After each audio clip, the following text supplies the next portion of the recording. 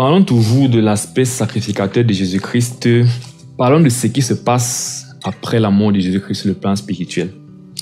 Pour voir jusqu'à où, spirituellement parlant, quand dans l'Ancien Testament, il y avait le principe des sacrificateurs et des sacrifices, ça concernait spécifiquement ce que Jésus lui-même devait faire. Alors, qu'est-ce qui se passe après la mort de Jésus spirituellement? 1. Jésus meurt sur la croix. Il est brisé par l'Éternel. Isaïe dit, dans Isaïe 53, il a plu à l'Éternel de le briser par la souffrance. Jésus est sur la croix, il est abandonné par l'Éternel, il est brisé. C'est le bouc émissaire, c'est le sacrifice, c'est le sang qui doit être versé pour le pardon des péchés. Dieu déverse sa colère que nous méritons sur son propre Fils, Jésus-Christ. Par la suite, Jésus-Christ descend dans le séjour des morts. Il était mort pendant 3 jours, donc il descend dans le séjour des morts. Qu'est-ce qu'il va faire? Il va prêcher en esprit aux morts pendant 3 jours. Dans 1 Pierre 3, versets 18 à 19, on dit « Christ aussi a souffert une fois pour les péchés, lui juste pour les injustes, afin de nous amener à Dieu, ayant été mis à mort quant à la chair, mais ayant été rendu vivant quant à l'esprit. » Dans l'esprit, il est aussi allé prêcher aux esprits en prison. Et 1 Pierre 4, verset 6 nous dit que quoi? L'évangile a été aussi annoncé aux morts, afin qu'après avoir été jugés comme les hommes quant à la chair, ils vivent selon Dieu quant à l'esprit. Donc Jésus-Christ meurt sur la croix. En esprit maintenant, il va prêcher à qui? À ceux qui n'ont pas eu l'opportunité de comprendre le message de l'évangile. Il va aussi leur prêcher l'évangile. Ensuite, il ressuscite le 3e jour.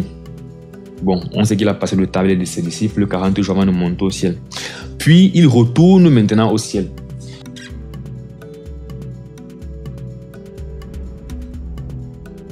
On a son retour dans le psaume, du moins, ça c'est ma compréhension du psaume 24. On dit dans le psaume 24, verset 3. Qui pourra monter à la montagne de l'Éternel? Qui s'élèvera jusqu'à son lieu saint? Et la montagne de l'Éternel, cela renvoie en fait au ciel. Qu'on fait Apocalypse. Bref, c'est clair que c'est le ciel. Il faut comprendre la Bible spirituellement parlant. Verset 4. Celui qui a les mains innocentes et le cœur pur. Celui qui ne livre pas son âme au mensonge et qui ne jure pas pour tromper. Dans le premier sens, le texte ici va renvoyer à un juste qui craint Dieu et tout, un chrétien, à David même. Mais spirituellement parlant, le texte ici parle de Jésus-Christ. On dit au verset 7. Porte, élevez-vous lento. Pourquoi je le sais clairement que ça parle de Jésus-Christ par la suite, n'est-ce pas? Souvent, pour interpréter la parole de Dieu, tu n'as pas besoin de décider ce qui est symbolique ou pas. Tu as seulement besoin de lire et de voir les évidences et de comprendre que tu ne peux pas interpréter ça, tu ne peux pas interpréter ce que tu viens de lire différemment. Dans la suite, on dit porte, élevez-vous lento. Donc, on a demandé au départ qui montera la montagne de l'Éternel, donc qui ira au ciel. On a parlé de celui qui est juste, celui qui est pur. Ça décrit déjà Jésus-Christ. Mais on peut se dire que dans un second sens, ça décrit simplement un juste qui craint Dieu et tout. Mais donc, par la suite, on dit porte, élevez-vous lento. Élevez-vous, porte éternelle. Ok, si on parle de porte éternelle, on parle de quelque chose qui est spirituel. Et les portes éternelles sont forcément les portes célestes. Parce que le ciel, le royaume de Dieu, c'est qui est spirituel et éternel. Donc, si on a donc l'entrée, en fait, les portes du ciel, en fait. Porte, élevez-vous lento, élevez-vous, porte éternelle. Que le roi de gloire fasse son entrée. Ok, si le roi de gloire, qui qu'il soit, et je dis que c'est Jésus, doit entrer quelque part. Et que l'entrée de cet endroit-là, en fait, ce sont les portes éternelles.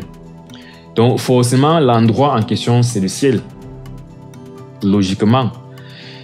Ici, c'est le ciel. Bon, continuons d'abord. Qui est ce roi de gloire? Qui est-il? L'Éternel fort et puissant, l'Éternel puissant dans les combats. Simple question. À quel moment l'Éternel a été hors du ciel? Ou bien, qu'est-ce qui peut expliquer que l'Éternel soit hors du ciel? Parce qu'on sait que le Père n'a jamais quitté le trône.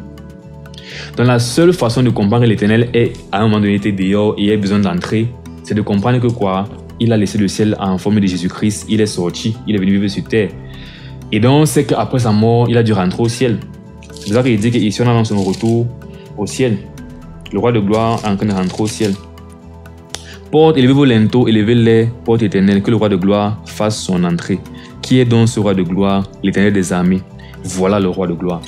Donc, comme étant dit, après la mort de Jésus-Christ, il descend prêcher aux morts 3 jours, il ressuscite, il passe le temps avec ses disciples, il monte au ciel, il entre au ciel, et puis il va maintenant dans le tabernacle céleste pour faire l'expiation. Comme on a vu dans Hébreux, non, il est entré dans un tabernacle céleste pour verser son sang une fois pour toutes.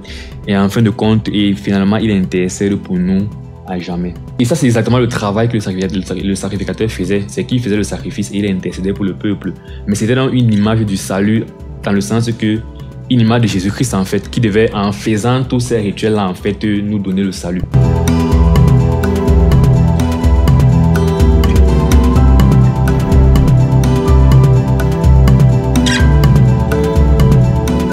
Salut, ça va bien, j'espère. Moi, je vais super bien par la grâce de Dieu. Bienvenue dans cette parole d'exhortation numéro 17 intitulée « Comprendre l'évangile, Jésus-Christ dans la loi ». C'est parti.